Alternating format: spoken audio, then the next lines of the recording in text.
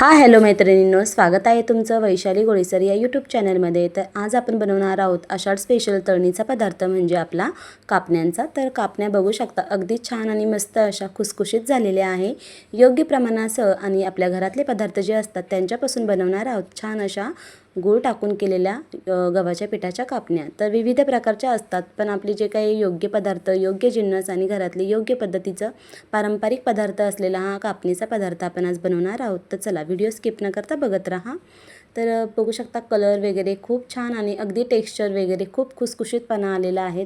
तर कशा प्रकारे केलेले आहेत आणि कशा प्रकारे आपण साहित्य वगैरे घेतलेले आहेत, तर आजच्या पूर्ण ब्लॉगमध्ये मी तेच शेअर केलेलं आहे। तर बघू शकता तुम्ही छान अशा मस्त झालेल्या आहेत बिस्किटासारख्या।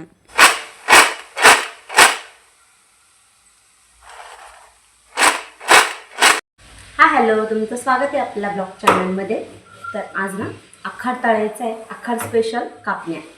तर मस्तपैकी कापण्यांचं पीठ वगैरे मिळून घेतलेलं आहे, आता छान प्रकारे लाटून घेते। तर व्हिडिओ स्किप न करता बघत राहा संपूर्ण रेसिपी कापण्यांची। आषाढ महिना चालू झाला ना की आपण अशा प्रकारचे गोड पदार्थ गुळ टाकून करत असतो। तर मी आज ना गोड कापण्या करणार होते। तर गूळ घेतलेला आहे 1 वाटी, त्याच्यानंतर बेसन पीठ, थोडासा रवा आणि गव्हाचं पीठ घेतलेलं आहे। तर गव्हाचं पीठ आपल्याला 2 वाट्या लागणार आहे। तर मी थोडंसं साईडला काढून ठेवलेलं आहे आणि ज्या वाटीने आपण गूळ घेतलेला आहे ना त्याच वाटीने आपल्याला पाणी घ्यायचं आहे। तर योग्य पद्धतीने ना खूप सारं गुळाचं पाणी होऊन जातं आणि खूप सारं आपल्या त्याच्यात पीठ टाकावं लागतं, त्याच्यामुळे गोड काही होत नाही। तर मग योग्य पद्धतीने ना जे काही वाटीने आपण गूळ मोजून घेतलेला आहे बारीक केलेला, त्या वाटीने आपण पाणी घेणार आहोत। तर पातेल्यामध्ये ना प्रथमतः मी थोडंसं पाणी टाकलं आले आणि त्याच्यामध्ये ना जो गूळ होता ना 1 वाटी तो टाकलेला आहे। 1 वाटी पाणी, त्यात 1 वाटी गूळ। तर अशा प्रकारे मी थोडंसं गरम करून घेतलं, जास्त काही उकळवून घ्यायचं नाही, नाहीतर डायरेक्ट पाक तयार होऊन जातो। तर मग ते काही होतं ना ते गाळून घेतलेलं आहे पाणी मी छान प्रकारे। कलर अगदी मस्त येतो आणि ह्या वातावरणात ना अशा प्रकारे गोड पदार्थ खाल्ले जातात, गुळाचे पदार्थ। आखाड महिना म्हटल्यानंतर ना तळणीचे पदार्थ केलेच जातात प्रत्येक घरोघरी। तर मस्तपैकी थोडंसं तूप टाकून घेतलेलं आहे थोडंसं, आणि तूप त्याच्यामध्ये चांगल्या प्रकारे हलवून घेतलं आणि थोडंसं आपण त्याच्यामध्ये ना आता जी काही वेलची जायफळ पूड होती ना ती पण टाकायची आहे आणि थोडंसं 2 ते 3 चमचे मी बेसन पीठ घेतलेलं आहे ते पण टाकलेलं आहे, कारण खुसखुशीतपणा येण्याकरता आणि अगदी टेस्टी होतात। रवा टाकून घेतला, रव्यामुळे ना बाइंडिंग वगैरे छान येते आणि अगदी खुसखुशीतपणा येतो आणि टिकण्यासाठी ना सुद्धा मदत मिळते। तर बघू शकता रवा टाकून घेतला, तो सुद्धा हलवून घेतलेला आहे छान। थोडंसं कोमट पाणी असल्यामुळे ना छान पटकन तो मस्त ॲब्झॉर्ब होऊन जातो। त्यानंतर आपलं जे बेसन पीठ होतं ना ते टाकून घेतलं छान प्रकारे, ते पण एकत्र करून घेतलं आणि थोडीशी वेलची जायफळची पूड होती ती टाकून घेतली। जायफळ वेलची पूड ऑप्शनल आहे, पण चव जरा चांगली येते आणि सुगंधही अगदी छान येतो। तर 2 वाट्या आपलं जे काही गव्हाचं पीठ होतं ते टाकून घेतलेलं आहे। 2 वाट्या गव्हाचं पीठ, त्याच्यानंतर 2 ते 3 चमचे आपलं बेसन पीठ आणि 2 ते म्हणजे 4 चमचे आपला रवा। तर बघू शकता पीठ थोडंसं पातळ आहे, त्याच्यामुळे मी थोडंसं एक्स्ट्रा पीठ घेतलेलं आहे, कारण गुळाला पाणी सुटतं। तर बघू शकता त्याच्यानंतर पुन्हा 1 वाटी मी पीठ टाकलेलं आहे। तर एकूण मला 3 वाट्या गव्हाचं पीठ लागलेलं आहे आणि पाणी अजिबात टाकायचं नाही। जे काही गुळाचं पाणी आहे ना आपलं त्याच्यामध्येच हे मळून घ्यायचं आहे, छान प्रकारे एकजीव करून घ्यायचं आणि थोडंसं घट्टसर राहून द्यायचं। पातळ जर केलं ना तर मग त्याच्यामुळे मग ती शंकरपाळी असतात ती चिकटतात आणि त्याच्यामुळे तळण्यासाठी थोडासा प्रॉब्लेम येतो। तर मस्त असं घट्टसर असं पीठ मळून घेतलेलं आहे आणि 10 ते 15 मिनटाकरता मी झाकून ठेवलेलं आहे। त्याच्यानंतर ते चांगल्या प्रकारे सेट होतं आणि मळण्यासाठी आणि लाटण्यासाठी उपयुक्त असं ठरतं। तर बघू शकता मस्तपैकी असं मळून घेतलेलं आहे, थोडंसं तेल लावून घेतलं पोळपाटाला म्हणजे चिटकणार नाही म्हणून, आणि हे एकदम योग्य प्रमाण आहे त्याच्यामुळे अजिबात चिटकत नाही आणि अगदी छान खुसखुशीत आपले जे काही शंकरपाळे म्हणतो आपण गुळातले म्हणायला हरकत नाही। माझ्या मुलांच्या आवडीचा पदार्थ आहे, त्याच्यामुळे पहिल्याच दिवशी केलेला आहे, दरवर्षीच करते। म्हटलं चला तुम्हालाही शेअर करूया। गोड पुरीसोबत ना गोड शंकरपाळे देखील मुलांना आवडीने खातात मुलं चहामध्ये सकाळी। तर बिस्किट खारीऐवजी ना छान प्रकारे मस्त आखाड महिन्यामध्ये, तर आता थंडीचे दिवस तर चालूच होतील। आता सध्या तर ऊनच पडतंय, पण भरपूर ठिकाणी ना पाऊस पडतोच आहे अजून, आणि आपल्याकडे तर काय अजून आता पाऊस बंद झालेला आहे, पण आषाढ महिन्यामध्ये हे तळणीचे पदार्थ केले जातात। तर बघू शकता मस्त पोळीच्या आकाराचे उंडे मी करून घेतलेले होते आणि पोळपाटावर छान असे लाटून घेतलेले आहे। थोडीशी खसखस पेरली आणि त्याच्यानंतर पुन्हा उलटी पलटी करून मी लाटून घेतलेला आहे आणि त्याच्यामुळे ना खसखस मग आपली तेलामध्ये जात नाही, ती पिठामध्ये चांगल्या प्रकारे सेट होते। तर मग छान अशा कापण्या मी थोड्याशा लाटून घेतल्याच्यानंतर ना चाकूच्या साहाय्याने कापून घेतल्या आणि पोळपाट थोडासा तिरका केला, त्याच्यामुळे मग त्याला आकार देण्यास थोडी मदत झाली. छान प्रकारे मस्त कापून घेतल्याच्यानंतर ना बघू शकता अशा प्रकारे आपल्या कापण्या कापून घेतलेल्या आहेत. जास्त जाडही नाही जास्त पातळही नाही. तर बघू शकता अगदी लेअर होतात त्याचे.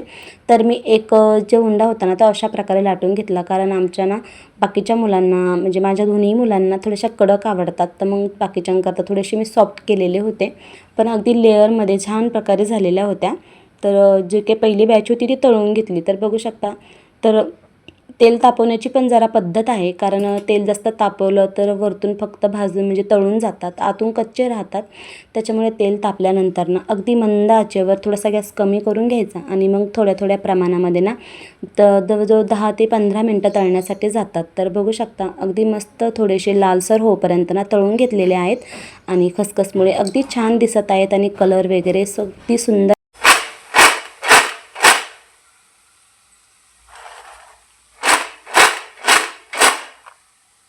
अशा प्रकारे खूप छान असा सुंदर कलर आलेला आहे. आणि तुम्ही बघू शकता मस्त अशा कापण्या छान अशा लालसर तळून घेतलेल्या आहेत, त्याच्यामुळे कलर मस्त आलेला आहे आणि खुसखुशीतपणा त्याला भरपूर आहे. तर तुम्हाला मोडूनही दाखवते. आणि खूप छान अशा झालेल्या होत्या, सगळ्यांनाच आवडल्या आणि मुलांना ना आमच्या घरामध्ये चहामध्ये सगळ्यात जास्त आवडतात. खूप छान मस्त आणि दिसायलाही सुंदर जशा आहेत ना तशा हेल्दी पण आहे, कारण सगळे काही घरातले पदार्थ गव्हापासून बनवलेले, तर मैदा वगैरे मी अजिबात टाकलेला नाही आहे. आणि आपला जो पारंपरिक पदार्थ जो आहे ना आषाढ महिन्यातला आणि तळणीचे पदार्थ म्हटल्यानंतर ना तर अशा प्रकारे गूळ वगैरे टाकून सगळ्यांनाच आवडतील. तर तुम्ही पण एकदा नक्की ट्राय करून बघा. तर बाकीचे जे उरलेले होते ना ते पण मी तळून घेतलेले आहे. तर आषाढमध्ये ना आपण भरपूर सारे पदार्थ बनवतो, गोड पुरी, तिखट पुरी, तर अशा प्रकारच्या कापण्या. आणि आज म्हणजे पहिला आता आषाढ महिना लागल्याच्या नंतर ना भरपूर सारे पदार्थ आपण बनवतो, तर त्यातलाच हा एक पारंपरिक पदार्थ आपला.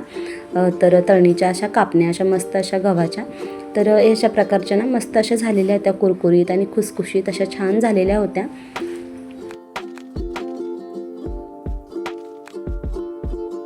थोडंसं पीठ उरलेलं होतं ना त्यापासून मग पुऱ्या देखील बनवून दाखवल्या. तर एकच पीठ आहे आपलं जे काही मळलेलं, त्याच्यापासून ना अशा गोड पुऱ्या बनवल्या.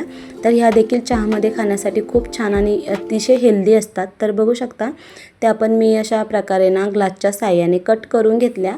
मस्त अशा एकसारख्या शेप आणि एक तर सुंदर अशा गोलाकार एकसारख्या झालेल्या होत्या आणि ग्लासच्या साह्याने ना कट करून घेतल्यामुळे अतिशय त्यांचा म्हणजे एकसारखाच त्याचा शेप आलेला होता. तर ह्या पण पुऱ्या वगैरे ज्या असतात ना त्या आषाढ महिन्यामध्ये तळल्या जातात, त्या पण स्टोअर करून ठेवता येतात, जास्त दिवस टिकतात. तर ज्या कापण्या आपण ज्या करतो ना त्या पण महिनाभर राहतात आणि ह्या पण राहू शकतात. तर बघू शकता तर आषाढ महिन्यामध्ये केलेला हा खास प्रकार तळणीचा गोड असा, तर त्या पण तळून घेतल्या आम्ही ना. म्हणजे आमच्याकडे आषाढ महिन्यामध्ये नैवेद्य वगैरे दाखवले जातात, तर ह्या गोड पुऱ्या केल्या जातात. तर एकच प्रकारचं पीठ आहे पण दोन प्रकार त्याचे झालेले आहे. तर छान अशा पुऱ्या वगैरे त्या आपण तळून घेतल्या चहामध्ये खाण्यासाठी ना. ह्यासुद्धा खूप छान लागतात. आणि आषाढ महिना जर म्हटला ना तर विविध प्रकारे आपण काही ना काही करत असतो. तर तिखट पुऱ्याही मी तुम्हाला पुढच्या ब्लॉगमध्ये दाखवेल. तर आता ना रेसिपी आवडली असेल ना तर नक्की लाईक करा, नवीन असाल तर सबस्क्राईब करा. तर कसा वाटला आजचा व्हिडिओ ब्लॉग तर मला नक्की कमेंटमध्ये सांगा. व्हिडिओ आवडला असल्यास लाईक करा, शेअर करा, सबस्क्राईब करायला विसरू नका. भेटूया अशाच एका छान नवीन ब्लॉगमध्ये नवीन छान अशा रेसिपीसह. तोपर्यंत सगळ्या ताईंना माझ्या यूट्यूब फॅमिलीला बाय बाय.